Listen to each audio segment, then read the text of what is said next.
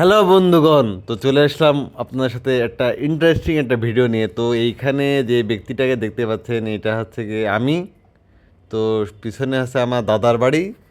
তো বন্ধুগণ, এইখানে আমি দাঁড়িয়েছিলাম বেসিক্যালি ছবি তোলার জন্যই। তো আমার বউ আমার সেটা ছবির পোজে আমি দাঁড়ায় আছি তা আছি আবালের মতো করে, আর আমার বউ সেটা দেখে ভিডিও করেছে। হ্যাঁ, পরবর্তীতে আমি যখন ফোনটা চেক করতে গেলাম সে তখন থেকে সেটা ভিডিও, মানে কি একটা অবস্থা বন্ধুগণ, বুঝছেন বিষয়টা। আমি কত সুন্দর করে পোজ নিয়ে এদিক ওদিক তাকাচ্ছি ওদিক ওদিক তাকাচ্ছি, হ্যাঁ, কিন্তু বেসিক্যালি সে আমার দাদার বাড়ির সামনে আমার পুরো ভিডিওই বানিয়ে ফেলেছে।